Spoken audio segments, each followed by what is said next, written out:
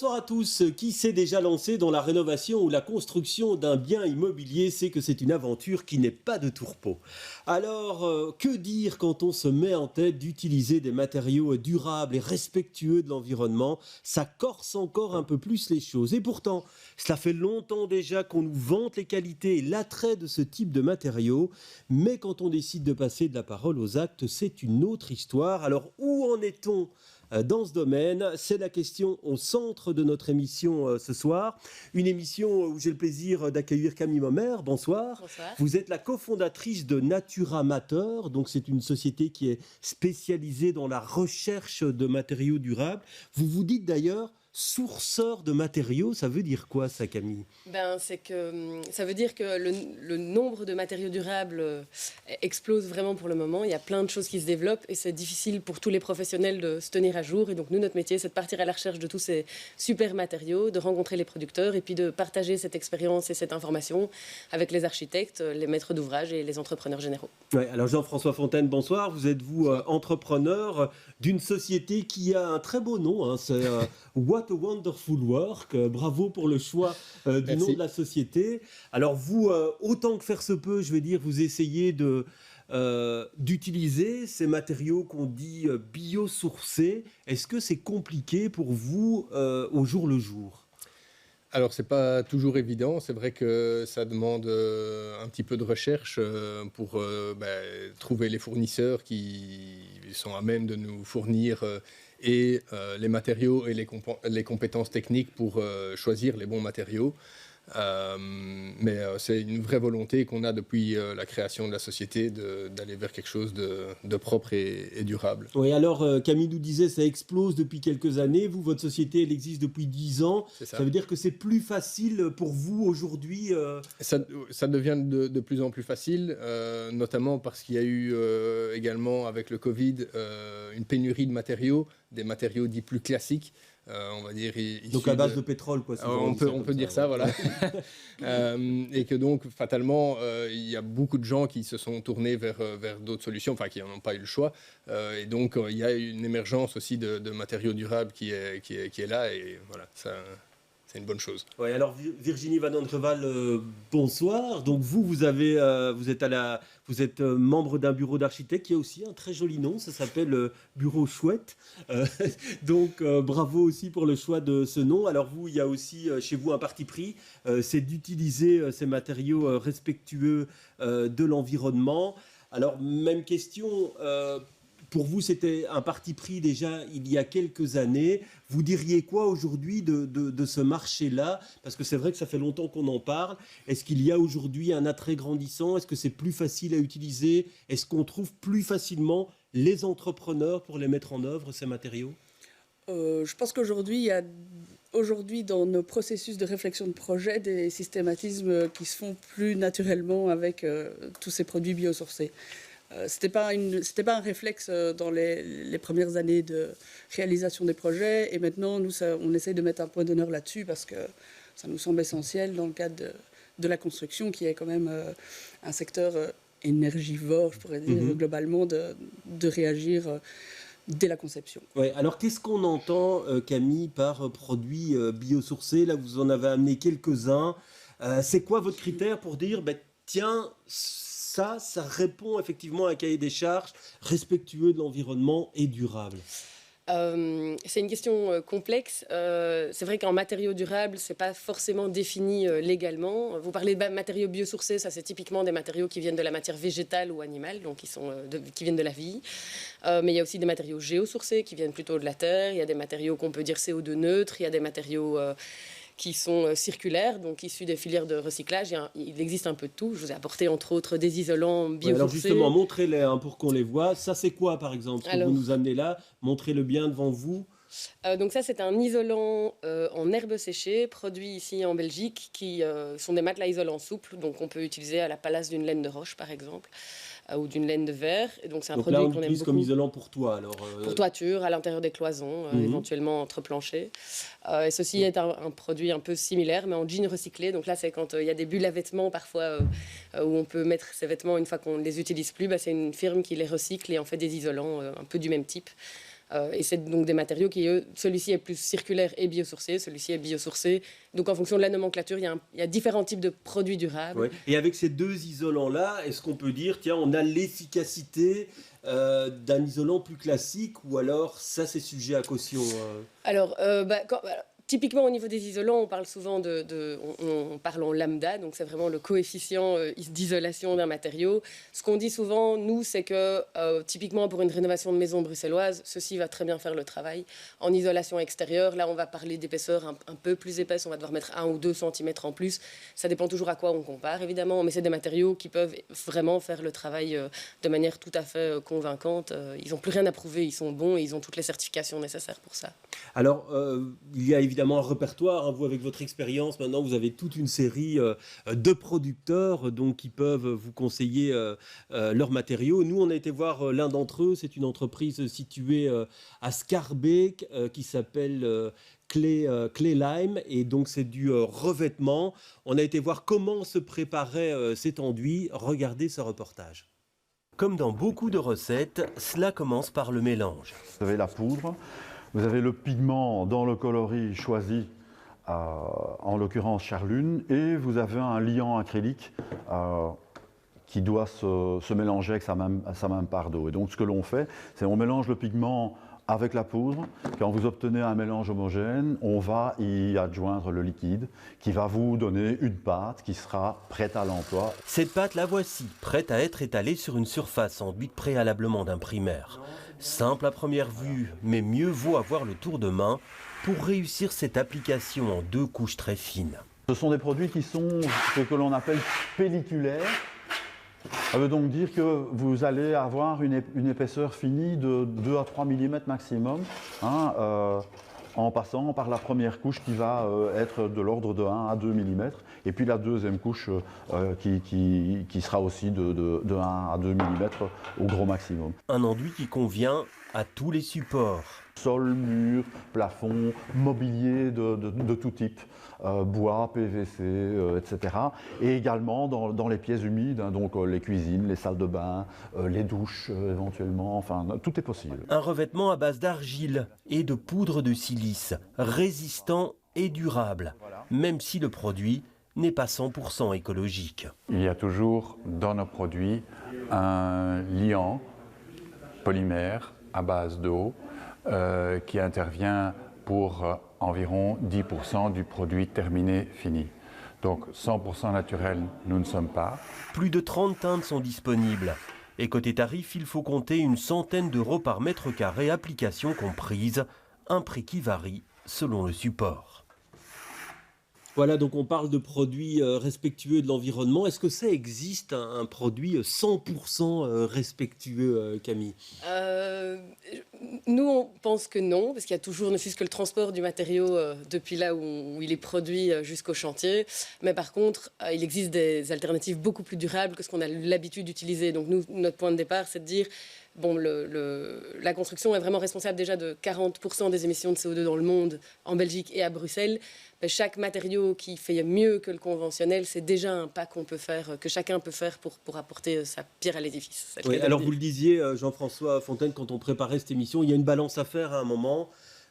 Quand on choisit son produit, comment fait-on finalement pour peser le pour et le contre et dire je vais plutôt prendre celui-là qu'un autre ? Oui, ça c'est effectivement pas encore forcément évident parce que effectivement on peut avoir un produit tout à fait naturel mais qui vient de l'autre bout de la planète et qui sera pas forcément plus intéressant qu'un produit peut-être un peu moins propre mais qui est produit juste à côté.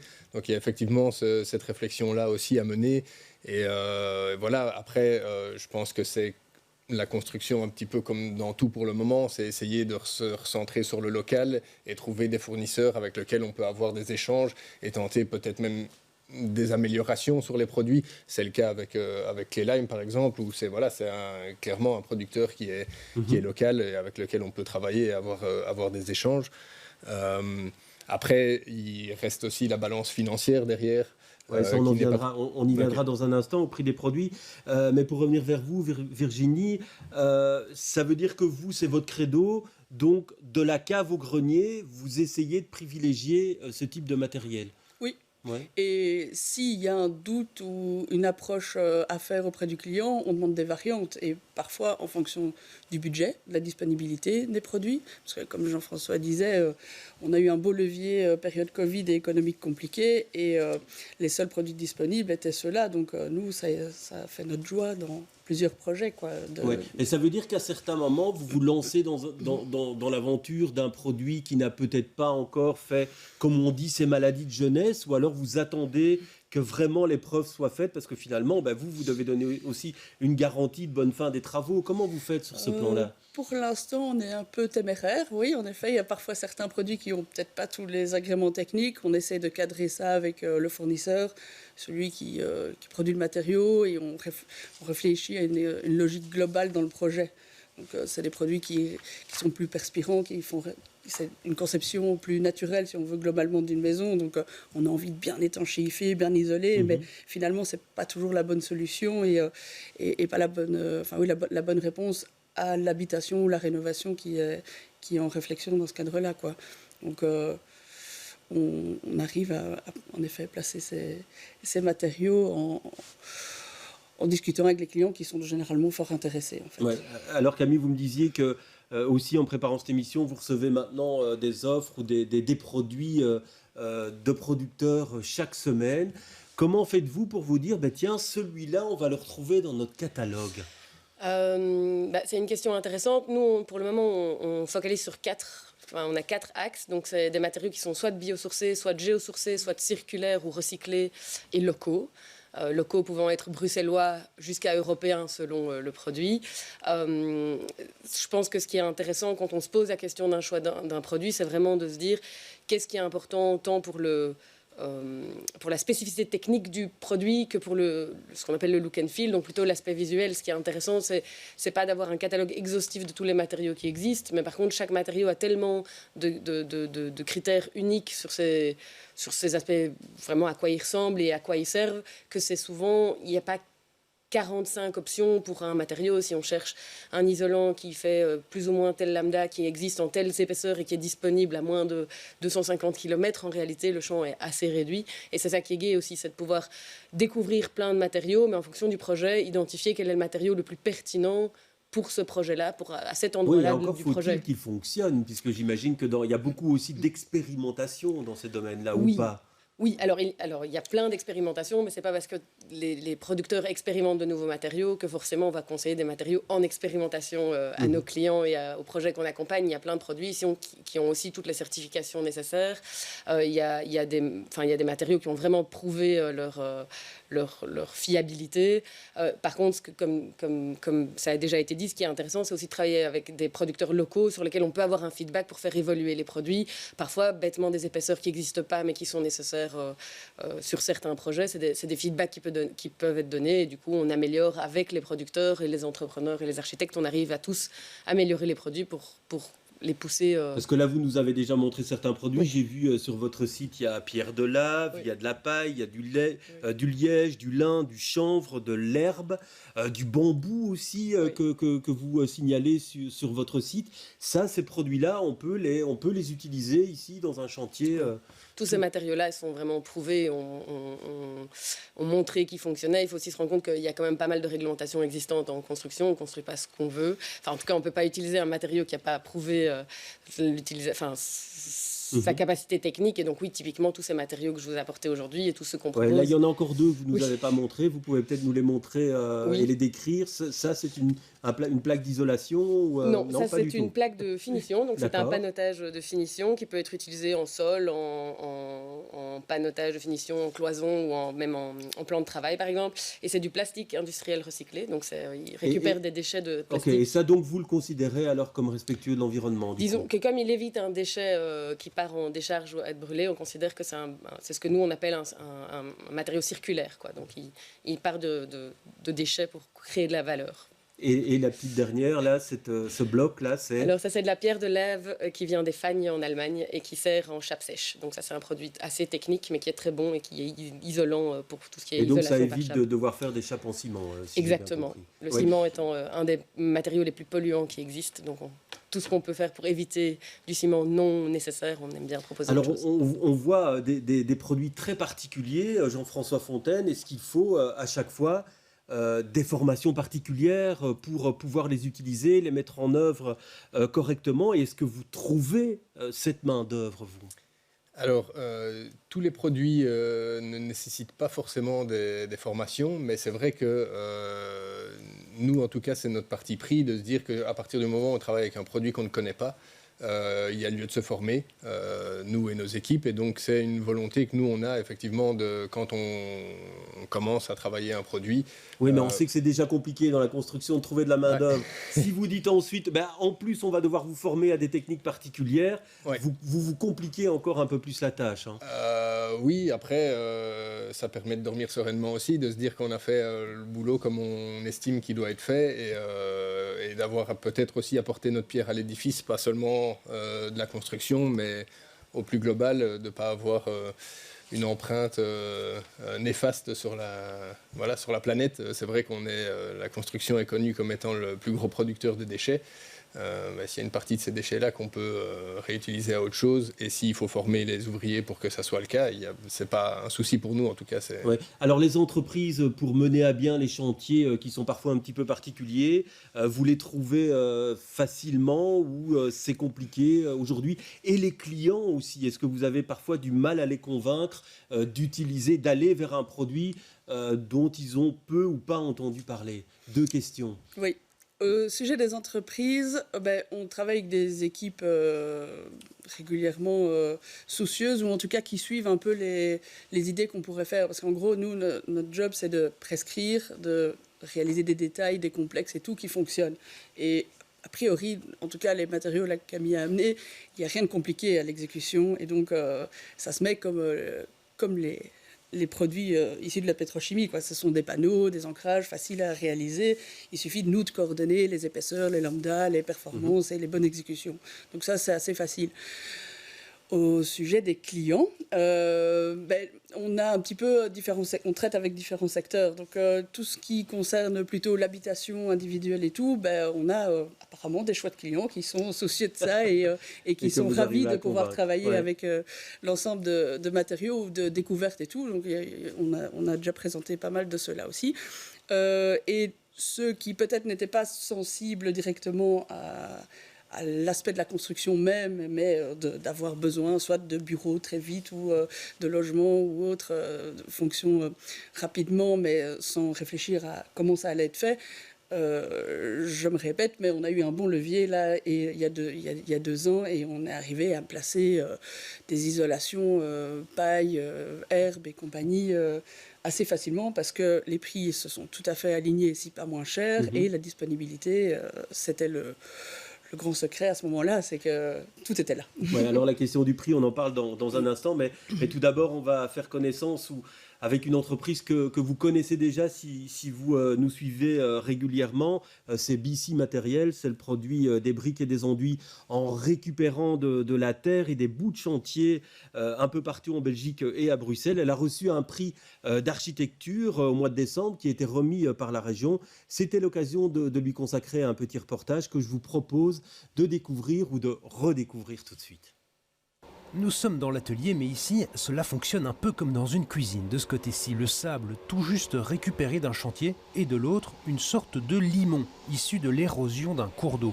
Tout est considéré comme des déchets de construction.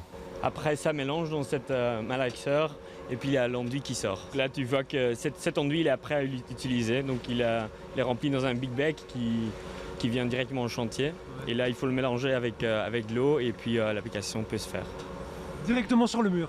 Directement sur le mur, exactement. Pour voir ce que ça donne, direction les bureaux, juste à côté. En fonction des recettes, les couleurs sont différentes. Mais ici, on ne produit pas que des enduits, on fait aussi ce ciment écologique et ces briques, elles sont 100% locales.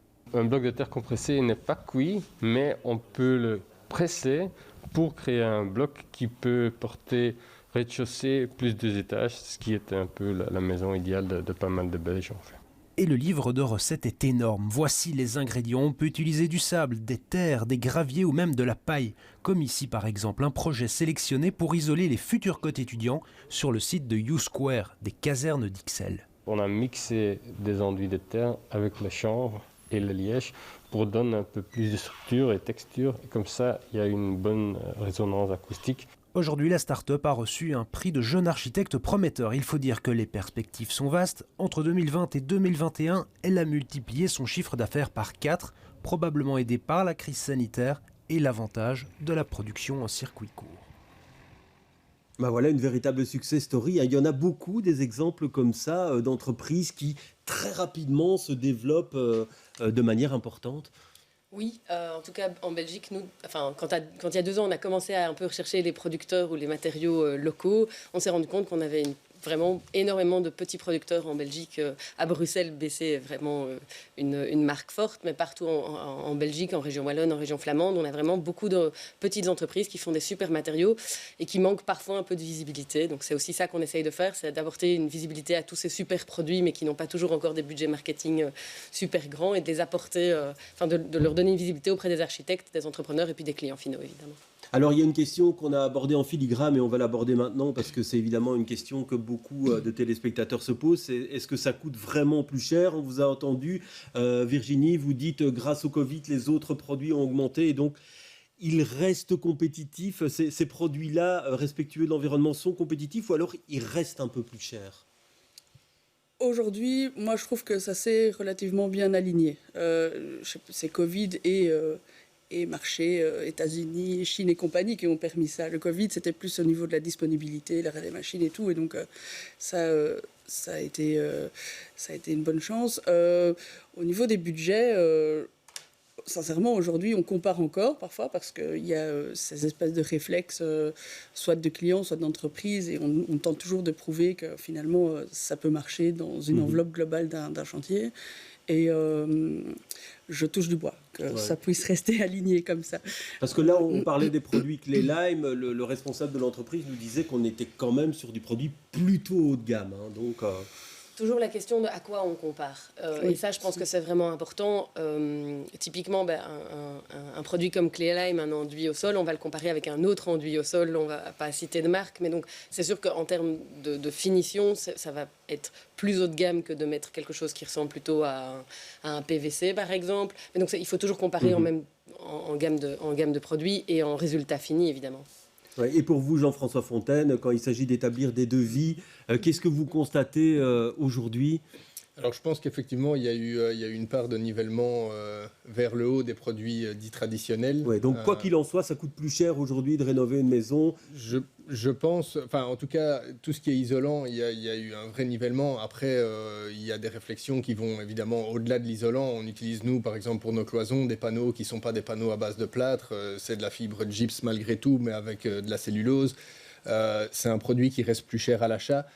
Qui reste plus compliqué à travailler parce qu'il ne se coupe pas simplement avec un cutter. Aussi, alors. Donc c'est plus de main d'œuvre. Après, ne pas pouvoir couper un panneau avec un cutter, ça donne quand même un indice aussi sur sa résistance, et donc c'est peut-être une réflexion à avoir positive sur ces éléments-là. Et donc nous, ça fait partie de nos réflexions et de nos propositions vis-à-vis des clients. Alors on reste encore dans une démarche où, quand on complète des offres, on sait qu'on va être plus cher, et où on doit du coup parfois faire des variantes et dire si on le faisait en mode standard, ça coûterait ceci, mais nous on vous propose de travailler de telle manière et ça coûte autant.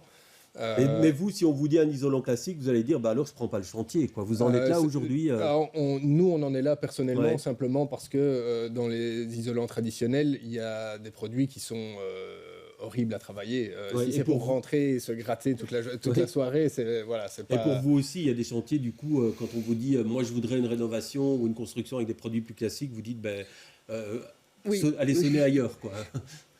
Oui, on pourrait, tout à fait. Maintenant, les clients ne viennent pas avec je veux du pur dans mon sol. Ça, c'est pas leur souhait de base, c'est des réflexes, quoi. Et donc, je pense que globalement, ils sont ouverts, quoi. Les clients à avoir l'implantation de différents produits plus naturels, parce que ce qui est important aussi, c'est qu'au final, l'espace et la maison, en l'occurrence, peut être plus agréable à vivre aussi. Et ça peut rassurer, quoi. Ouais. Alors, juste une question. Il y a des primes régionales à la rénovation. Est-ce que ces produits-là, on a des primes supplémentaires ou pas? Alors, la région bruxelloise a effectivement, il y a un nouveau plan de primes qui vient de sortir, Rénolution, et donc la région bruxelloise donne une surprime pour les matériaux naturels.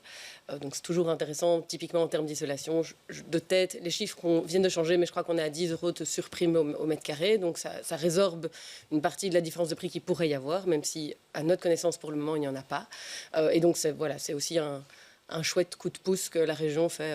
Ouais, et donc vous pensez qu'à un moment donné, cette surprime même, au vu des prix qui sont à peu près les mêmes que des produits classiques, ces primes ne seront plus nécessaires? Je ne suis pas dans les... Non, mais comme vous dites aujourd'hui, les prix sont les mêmes, quoi. Pour donc, le moment, oui. Après, on a avantage à ce type de produit, on va dire ça comme ça. En fait, oui. Ça va être avec l'offre et la demande, oui, fait. C'est ça. Voilà. Après, la prime est nécessaire, je pense, pour faire changer les mentalités et faire avancer et donner le petit coup de pouce dans le dos pour que les gens se disent, mais en fait, c'est pas que je ne veux pas tel ou tel matériau, c'est que je veux celui-là. Alors c'est l'aspect financier qui va être la carotte un petit peu, mais si ça peut faire changer les choses et de se dire que finalement le best-seller du marché sera un produit biosourcé, tant mieux. Très bien, merci en tout cas d'être venu sur notre plateau et d'avoir échangé vos expériences dans ce domaine. Autrement, c'est terminé pour ce soir. Je vous retrouve avec beaucoup de plaisir dans 15 jours. La semaine prochaine, c'est Cyprien Houdemont qui vous présentera l'émission. Très bonne soirée à tous et à bientôt.